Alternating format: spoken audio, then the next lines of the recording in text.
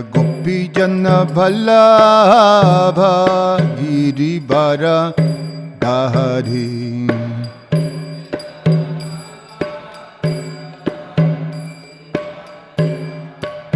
Jashoda Nandana Brajajana Ranjana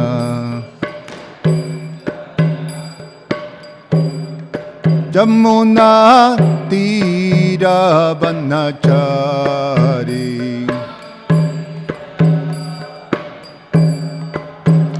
Jaya Radha Madhava Kunja Bihari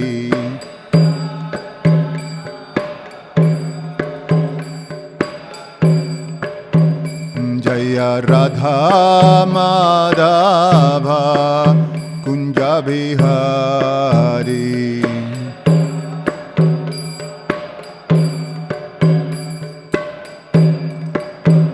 Jaya Gopijana Ballabha Girivara Dhari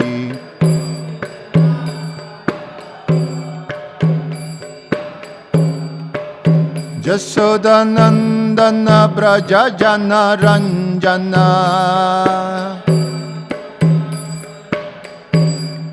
Jamuna Tira Vanachari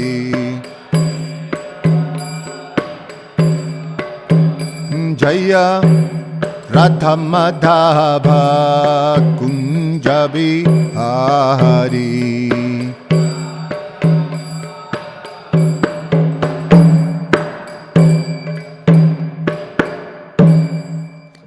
Jayam Vishnupad Paramahansa Parivrajagacharya Ashtotara Shatashi Srimad His Divine Grace A.C. Bhaktivedanta Swami Srila Prabhupada Ki Ananta Koti Vaishnava Vrinda Ki ISKCON Founder Acharya Srila Prabhupada Ki Grantaraj Srimad Bhagavatam Ki Nitai Gaura Premanandi. All glories to the assembled devotees. All glories to the assembled devotees. All glories to the assembled devotees. All glories to Shishi Guru and Shiguranga. Om Namo Bhagavate Vasudevaya. Om Namo Bhagavate Vasudevaya. Om Namo Bhagavate Vasudevaya. Reading from Srimad Bhagavatam, Canto 11, General History, Chapter 6, the Yadu Dynasty retires to Prabhas. Text number 16.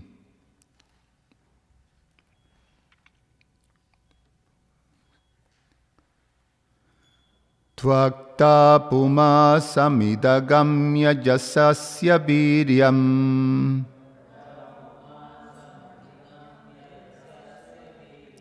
Date mahantani bagarbhangamogha virya Sojam taja nugata atmanananda kosham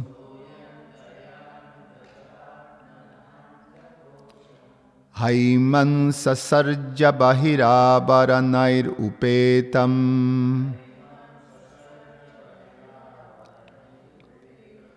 Tvakta puman samadhigamya jasasya viryam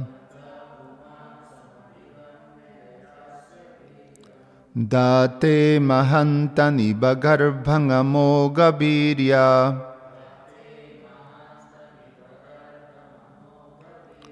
Sojam tajanugata atmana andakosham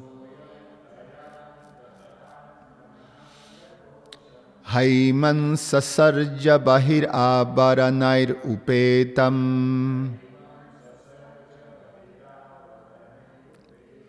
Tvakta puman samadhigamya jasasya viryam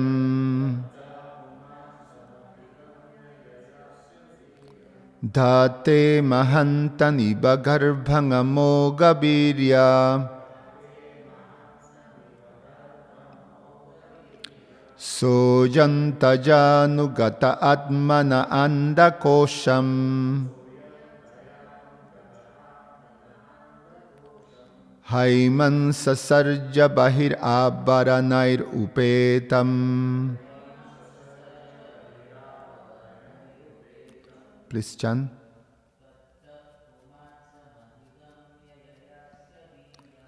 Taktva puman samadhigamya jasasya viryam Datte mahantani bagarbhangamo gabirya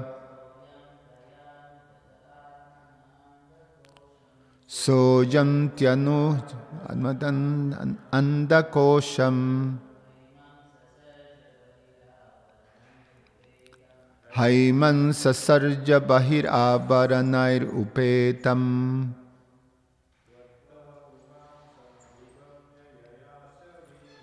Tvakta puman samadhigamya jasasya viryam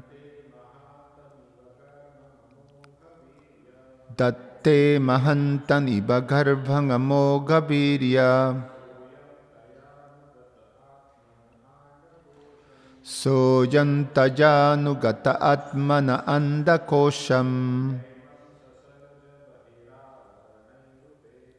Haiman sasarja bahir abharanair upetam.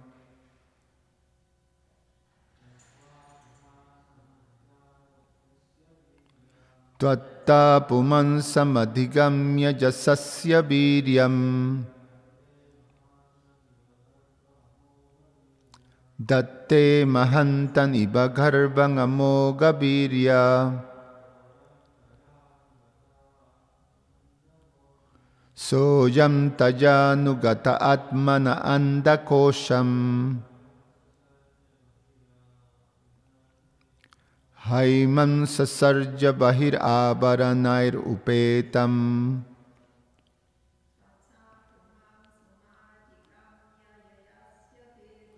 Tattva puman samadhigamya najasya viryam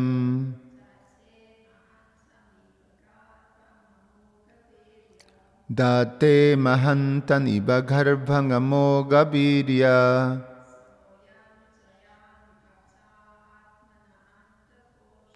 Sojam tajanugata atmana andakosham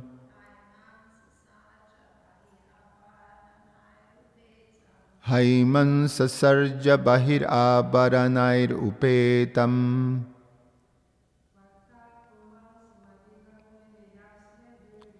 Tvatta puman samadhigamya jasasya viryam Datte mahantani bagarbhangamo gabirya Sojam tajanugata atmana andakosham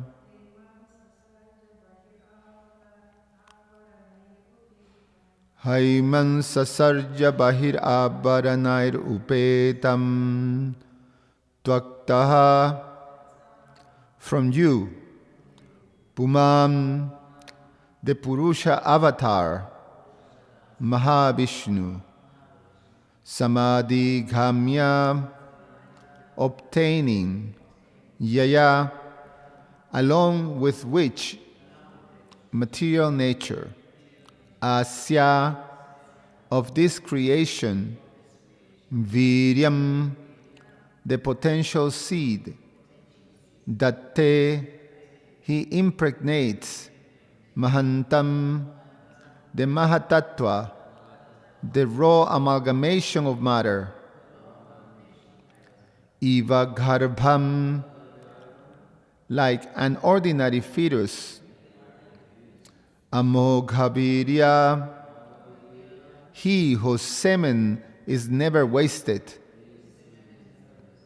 Sa Ayam, the same, Mahatattva, Taya, with the material nature, Anugataha, join, Atmanaha, from itself, Andakosham, the primeval egg of the universe, Haimam, golden, Sasarja, produce, Bahi, on its outside, Avaranaihi, with several coverings, Uppetam, endow, translation and purport by the disciples of His Divine Grace, A.C. Bhaktivedanta Swami Srila Prabhupada Ki Jai.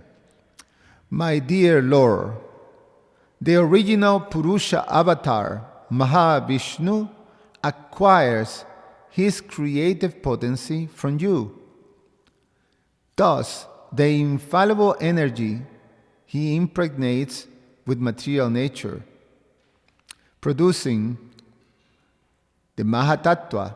Then, the Mahatattva, the amalgamated material energy, endowed with the potency of the Lord, produces from itself the primeval golden egg of the universe, which is covered by various layers of material elements. Purport. In the previous verses, the supremacy of the personality of Godhead has been established in relation to the living entity and material nature. In this verse, it is clearly stated that Krishna is the source of the greatest Vishnu incarnation, Mahavishnu, and that Mahavishnu acquires his creative potency from Lord Krishna. It would therefore be foolish to surmise that Lord Krishna is an expansion of Vishnu. In this regard, the opinion of the demigod headed by Brahma can be taken as final. Om Agyana Timirandasya Gyananjana Shalakaya Chakshur Ummilitam Ghena Tasmai Sri Gurube Namaha. Nama Om Vishnu Padaya Krishna Prasaya Bhutale Srimate Romapada Swami Iti Namine. Nama Om Vishnu Padaya Krishna Prasaya Bhutale Srimate Bhaktivedanta Swami Iti Namine. Namaste Saraswate Deve Gauravani Pracharine Nirvishesha Shunyavadi Pashatya Deshatarine Vanchakalpatarubhyascha Kripasindubhyaevacha Patitanam Pavanevyo Vaishnavevyo Namo Namaha.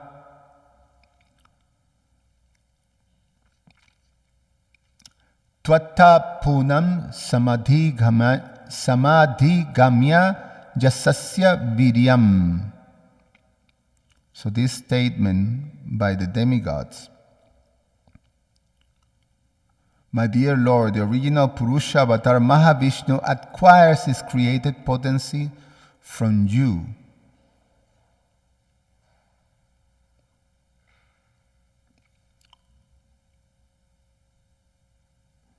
This is a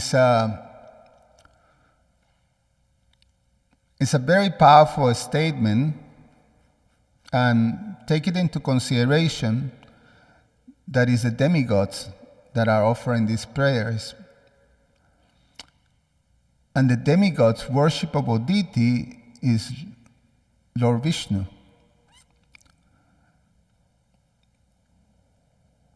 Their connection is with Lord Vishnu. They offer prayers to Lord Vishnu. Every time they go to offer prayers, they go to Lord Vishnu. In the church of the Milk Ocean in Swetadweep, they offer prayers to Lord Vishnu. They offer sacrifice to Lord Vishnu. So their connection with the absolute truth is through Lord Vishnu. But here, they're coming to a different conclusion. And it's just part of the theme of these prayers, is the demigods coming to the full understanding of Krishna's position. From the very, very first prayer, they established that. they established the lotus feet of Krishna as a supreme shelter. So their understanding of the absolute truth at this moment of these prayers, it shows that I have reached the highest understanding or the full understanding of the absolute truth.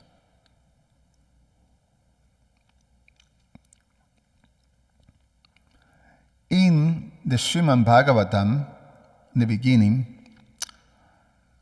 it's established that the governing rule or the verse that establishes, or is called the supreme verse in the Bhagavatam, the verse by which all other verses of the Bhagavatam, how many verses are in the Bhagavatam again?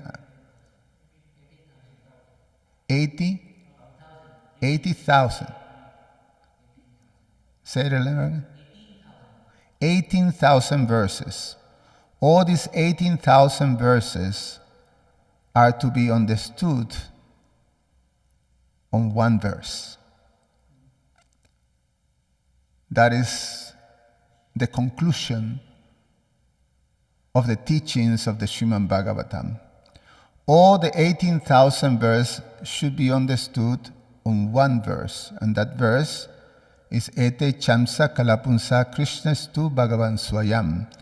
It's called the Paribhasa Sutra. Paribhasa means the governing rule, the definition, or the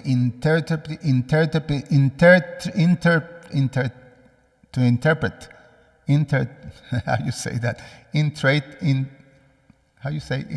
To interpret, the key to interpret. Anyway, you understand. So, it's the verse that defines the understanding of the Srimad Bhagavatam. And taking it from the Srimad Bhagavatam is the essence of all Vedas. It's the ripened fruit of the Vedic knowledge. It's the essence. So this understanding, Krishnastu Bhagavan Swayam,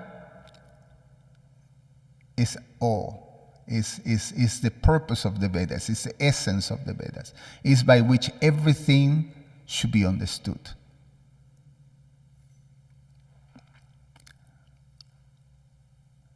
And when we come to define the absolute truth, it can only be applied to Krishna. Then by this understanding. And thus, the beginning of the Srimad Bhagavatam, Om Namo Bhagavate Vasudevaya, Jammadhyasya Jatam Bhayat, Itarasa Chatersu Abhigyashwaram. That Krishna is that Jammadhyasya. He is the source of the creation, of the maintenance, annihilation of the cosmic manifestation. He is independent, he is fully cognizant, and therefore Lord Srila Vyasadeva, he declares, Param Satyam Dimahi, I meditate upon him because he is the absolute truth. So the full, the complete, or final understanding of the Vedas, or the absolute truth, is Krishna, is Swayam Bhagavan. The origin. Lord Brahma, in the maturity of his meditation, when he had the vision of the spiritual world, by dint of his meditation on the Gopal Gayatri mantra, he declares Ishvara Parama Krishna Sachit Ananda Vigraha Anadir Adir Govinda Sarvakara Karanam. That Krishna is the Ishvara Parama. And then Govindam Adi Purusham Tamaham Bhajami. I worship him, Govinda. So the demigods are reaching this very, very full understanding, which is wonderful. Seeing the arc of these devotees of the Lord, the demigods, coming to that, the whole path that it takes of their devotional service to reach to that full understanding. And now they're expressing that full understanding. They're able to understand that their worshipable Lord, Mahavishnu, obtained his powers, his creative powers, from Krishna. So then they direct their prayers now and their full surrender to Krishna. They understand Krishna in full. So that means pure devotional service. I mean, Krishna says that in the Bhagavad Gita, we were talking this last Sunday, that if one comes to understand in tattva his activities and his appearance in this world, then tyakta deham punarjama, finish, no more. The demigods are expressing that full understanding in tattva. So it's very wonderful and very, very important. So there's several things that is very relevant for this understanding, and especially as we, as representative of the Sankirtan mission that Prabhupada has given us, which is the Sankirtan mission of Lord Chaitanya, which is the essence of the Srimad Bhagavatam, to establish that. Sankirtan mission is the means to give the people the means to actually being able to fully understand Krishna as the absolute truth, as a source. Is the means in this age of Kali. No other way, no other way, no other way. So it's very important as we present these teachings to be able to explain this very clearly. Because there's several things that why this understanding matters very much.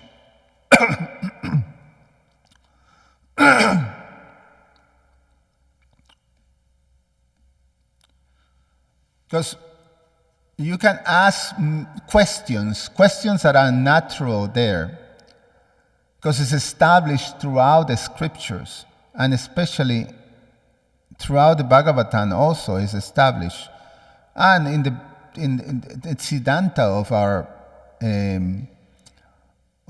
of our tradition, Gaudiya Vaishnavas, we understand that both Krishna and Mahavishnu are of the same tattva.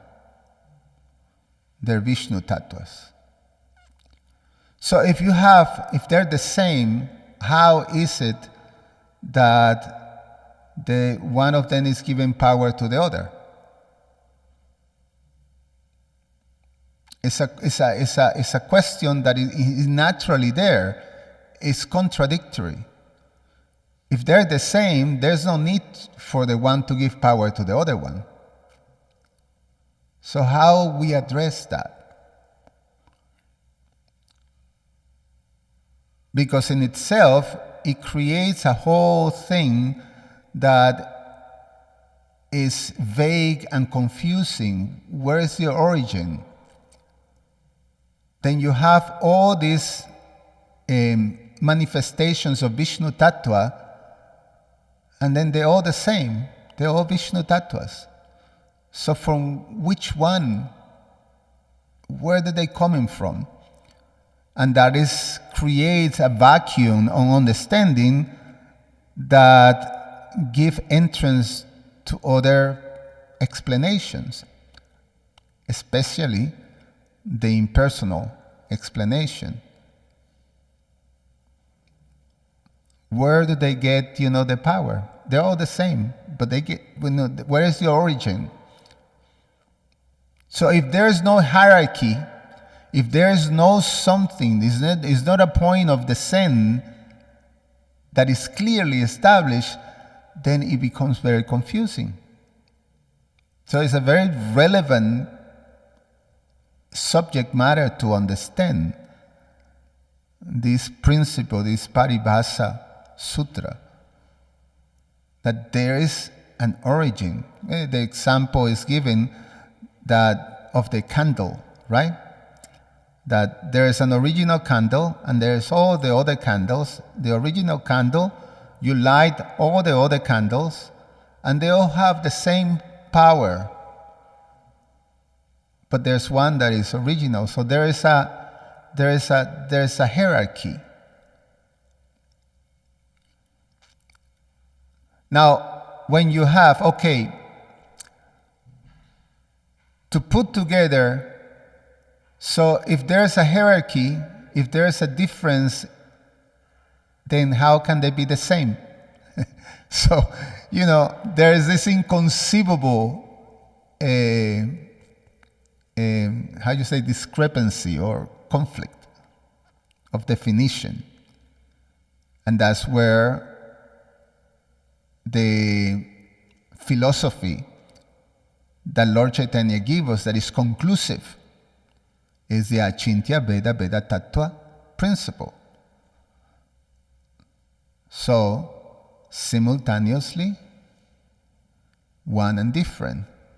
And this is inconceivable because these are two things that are opposite. But they perfectly harmonize. Perfectly harmonize in the absolute truth. And that's the definition that's the understanding of the absolute truth. So yes, they're one in tattva, but the difference in hierarchy, and this is harmonized in the absolute truth. So,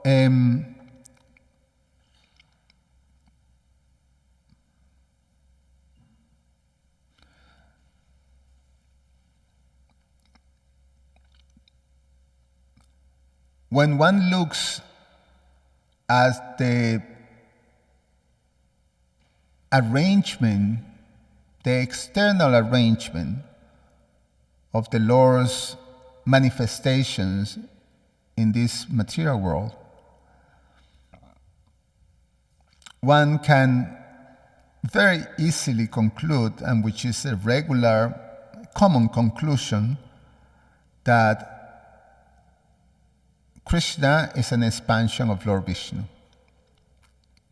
It's very common. In fact, other sampradayas, specifically the Sri Sampradaya, that's a common understanding. So then, Krishna becomes a lila avatar of Lord Vishnu. That is the common understanding. So then, Lord Vishnu becomes the source. But here's the demigod saying, Lord Vishnu gets it from Krishna. So that's another thing that becomes, very important, especially when we are discussing. And we have the example of Sri Chaitanya Mahaprabhu having this type of discussion with Venkatavata in Srirangam. And they have the discussion about who is supreme. Who is supreme? And Lord Chaitanya brought these conclusive arguments in the Shastras that shows that Krishna is supreme. So here's one of such Shastric evidence that Krishna is supreme. So Bhagavatam, again, is constantly establishing that and going full circle into that. And right now is very important because Krishna is concluding his pastimes in this world. And this very important, fundamental principle, ontological principle of the absolute truth is explained by the demigod in this phrase. And they go on to explain, how Krishna, how they create, how the hierarchy. In this verse, they explains the hierarchy. So, they have this, it's a 5-level ontological flow. So the first, Krishna as the independent source. That's what they say. Then Mahavishnu as the empowered Purusha becomes empowered by Krishna, the independent source. So the principle is that although Lord Mahavishnu is a full Purusha, is the Supreme Personality of Godhead, his power is not independent. He received his power, so he's not the independent source. He received his powers from Krishna, although he is a supreme. So these are things that, when we explain that appears contradictory, again, we have to have a very clear understanding that this becomes, that's where the philosophy of Achintya Veda Veda Tattva comes to play. So then the third one, Prakriti and Maya, are activated energy. They become activated by Lord Mahavishnu, by his glands. Then Prakriti, and Maya becomes activated. Then the Mahatattva appears. From the womb is the womb of matter. So in the womb, the Mahatattva becomes manifested, and then the Brahmanda, which is the golden cosmic egg, which enters into the Mahatattva. So those 5 are the whole 5 levels that is described there. That is like a change of dependence that comes from Krishna. So the key insight is that even Mahavishnu acts independence. Independence, not independent, but independence.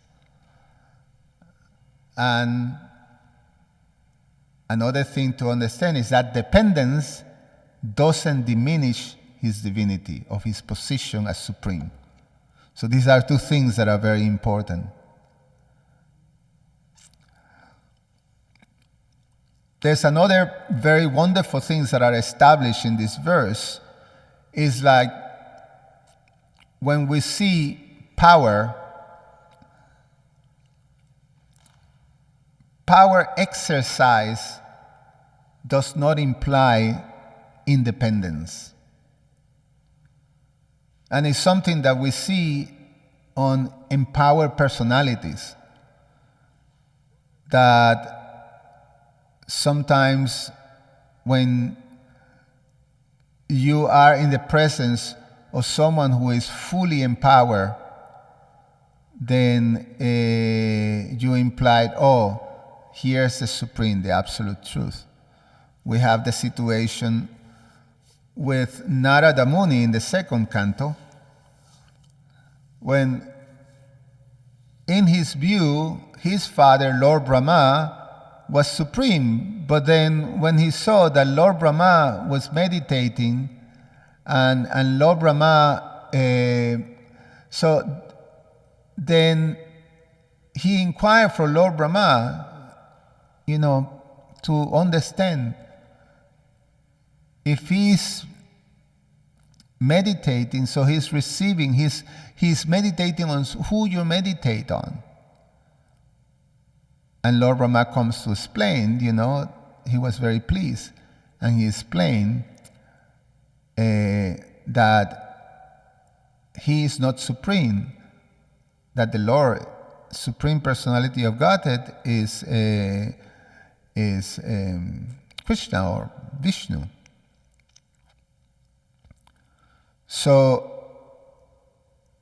sometimes people see the power, the empowerment of Lord Shiva, and they consider him supreme. So power doesn't mean independence. That's the point. That is very important to understand. That one not imply that just by seeing a display, the power, the exercise of power, means that there is independence. And the other one is the creative function does not equal the origin source, the original source. So, in the case of Lord Mahavishnu, displaying the creative potency, that doesn't mean that that's the original source. And we see that too in terms of that being given, or sometimes is Lord Shiva is declared to be the origin of the creation. Sometimes Durga is described as the origin of the creation.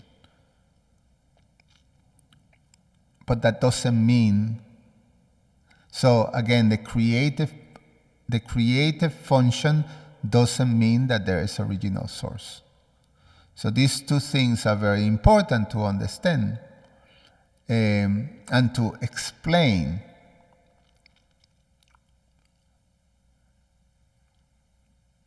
So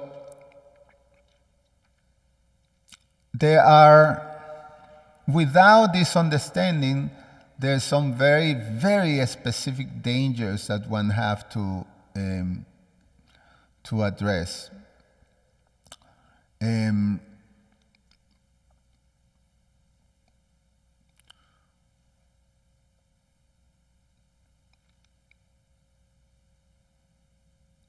So here's something that, with the understanding, the proper understanding of Krishna's two Bhagavan Swayam,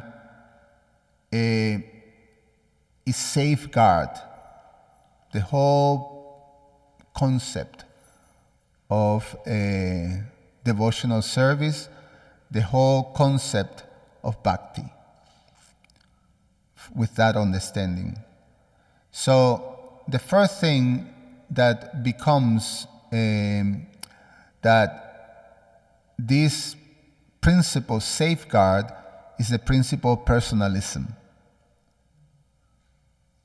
So if this understanding is not clear, then personalism is not safeguard. So how is that? Well, we have that, again, I did touch on that if we don't have an understanding of a hierarchy of where everything comes from, then if you equate everything, there's not a clear source, then impersonalism can claim that source, that it comes from an energy. Brahman becomes the source of that, and forms are simply it's almost like it becomes like a symbol of that type of energy, of the Brahman energy.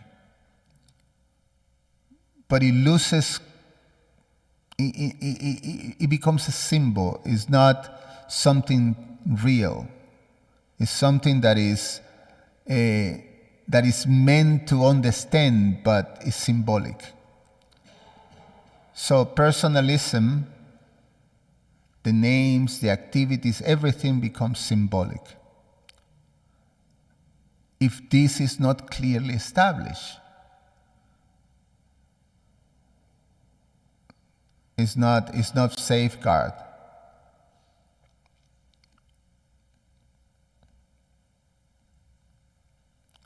And what to speak of bhakti, then really the principle of bhakti, which is love, becomes also, there's no object for that,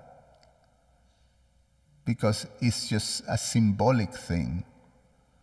So, relationships is almost like metaphorical, So it doesn't have basis. But in this verse, the demigods, they use the word tattva, tattvaha, which means from you. So they establish personalism. They establish, there's the creation flow not from something, but from someone. They establish it. So it's a safeguard. It's a very important thing to establish that hierarchy. So then everything is meaningful in terms of the whole philosophy. Bhagavatam becomes, it remains meaningful. The principle of God remains meaningful like that. And love, this prema, is something that is reciprocal, because love means reciprocal. And then the other principle that is protected is this hierarchy without fragmentation, which is the principle of Achintya Veda Veda Tattva. So you can establish difference without division. So there is unity in the Vishnu Tattvas, but there's differences in the order of source and expansions. So there is difference. So ete chansa kalapunsa. So there is amsas and there's kala, expansion and expansion of expansions of the personality of Godhead. So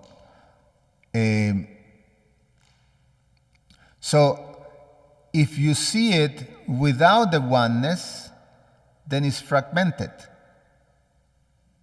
Then, there's this one, there's this one, there's this one, there's this one. So,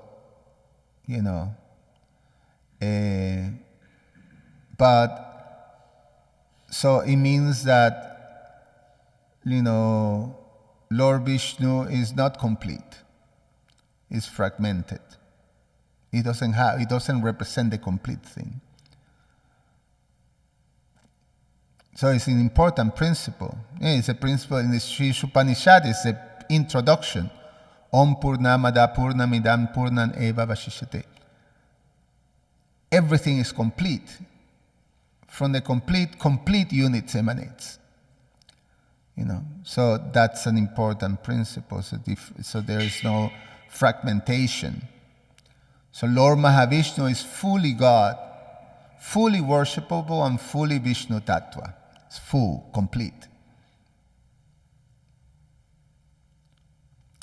Yet, his creative potency is received, is not independent. So, all these apparent contradictions have to be properly understood. So, without this balance, then, or this harmonious understanding, then we can have something that is just, Prabhupada explained fanaticism or what's the other thing? Speculation, mental speculation or fanaticism, Some flat absolutism that all forms are equals and hierarchy is illusory, as impersonalism.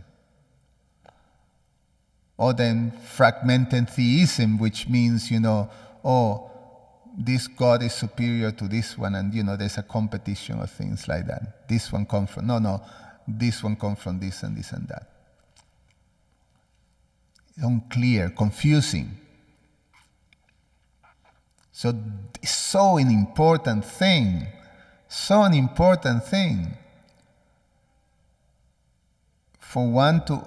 us to understand, and we see here the demigods having a full understanding of that principle at this stage, and they're offering the prayers like that.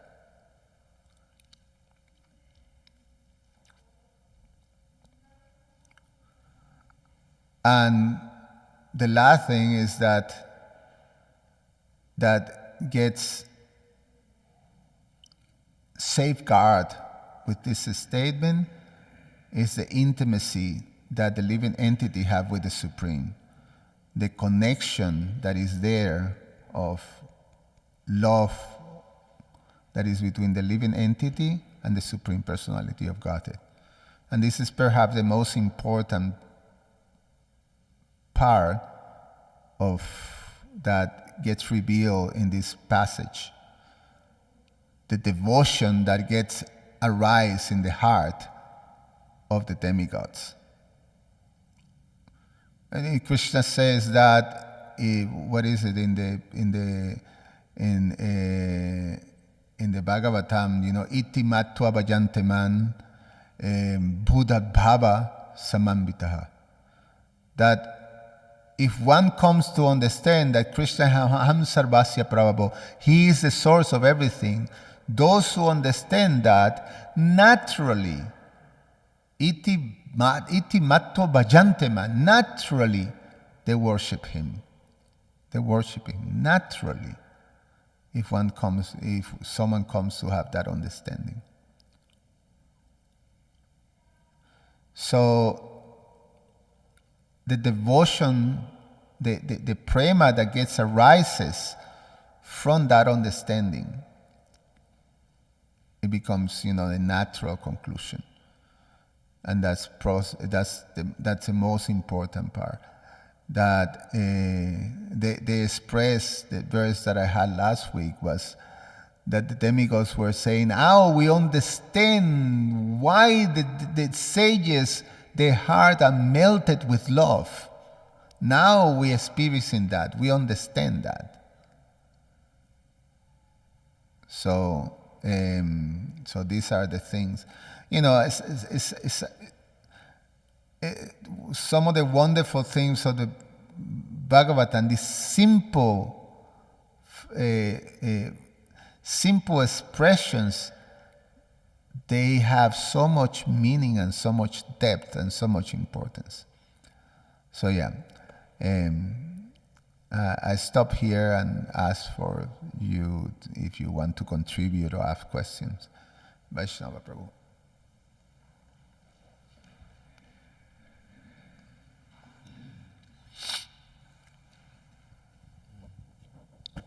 Thank you for your class, Prabhuji. I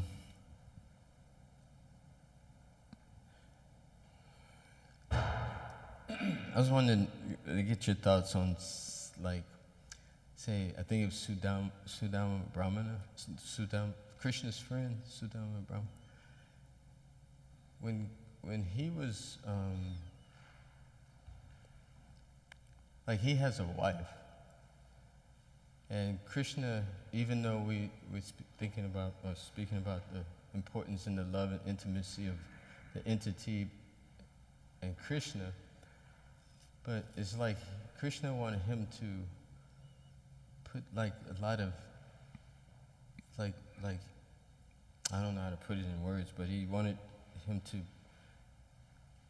embrace his wife and you know, like, he was a little proud of his austerities, and he wanted him to, you know, decorate his wife with ornaments and stuff like that. And that seemed like, did that please Krishna more than if he were, it's not like Krishna said, oh, you're here with me, forget about that life, that householder life, all this stuff. You know, Krishna put emphasis on him, you know, embracing his wife and having the opulence. And then you have a person like, say, Prahlad Maharaj, who was like a brahmachari, and Krishna never said, hey, why don't you be like Sudama and get a wife or something, or, you know, so these different relationships, some, I just wondered if you have any thoughts about that, like how Sudama was pleasing Krishna through his relationship with his wife, and then Prahlad is pleasing Krishna by being a brahmachari.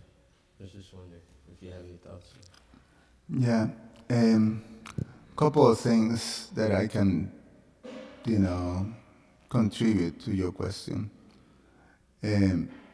One is that we cannot understand Krishna's the expressions of prema, or the reciprocal expression of prema of Krishna and Krishna's associates, pure devotees, from our perspective, that is still sort of seen through the lenses of our false ego or our material condition.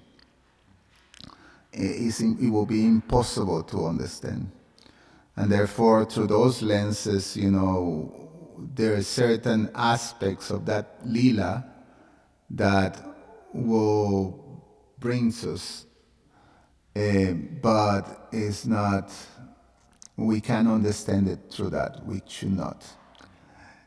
We understand the essence of those pastimes through the lenses of our Vaishnavacharyas.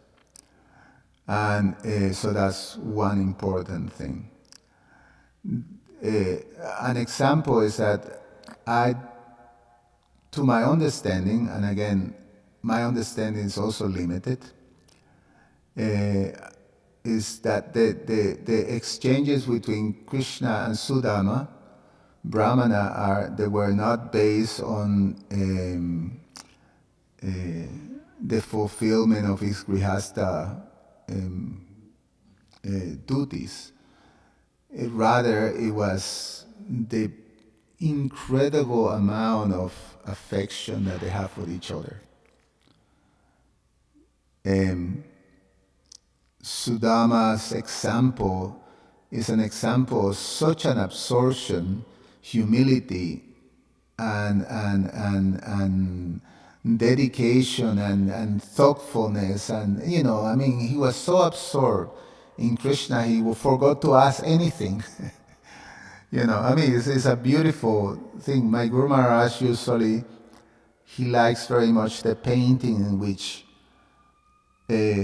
Krishna is bathing the feet of Sudama, and they're looking at the painting is very beautiful because they're looking at each other's eyes, and then both of them are crying, looking at each other with such an affection for each other. So that's the essence of that pastime, the affection that they have for each other. And same with Prahlad Maharaj, same thing. So it takes these different pastimes with different devotees in different situations. They have different circumstances, but they have a common principle, that is a principle of pure love, prema bhakti. So we can aspire for that. We can become inspired by that.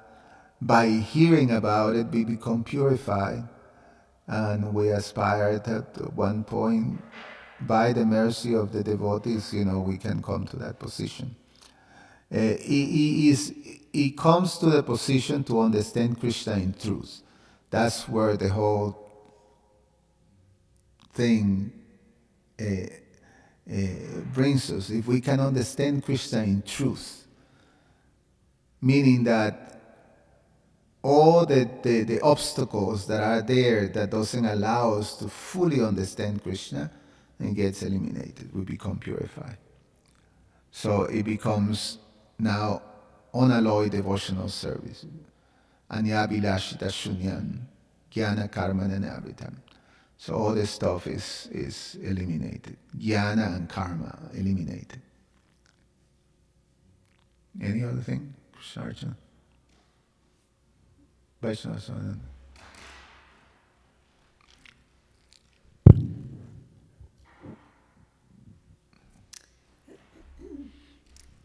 This particular understanding on the part of the demigods that the infallible energy of Lord Vishnu is obtained or received from Lord Krishna.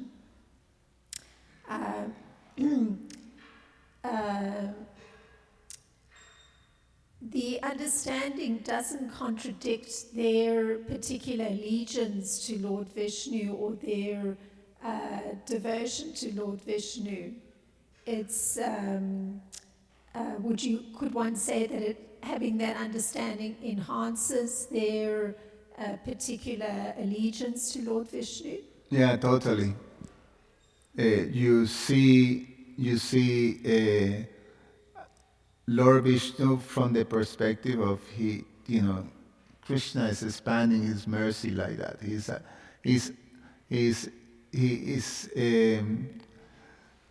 like Prabhupada explains, is the same person. You have the high judge in the court, and you have the high judge in the intimacy of his home. So Prabhupada said that in his home, his children is riding, he's playing horsey with the children. So there's the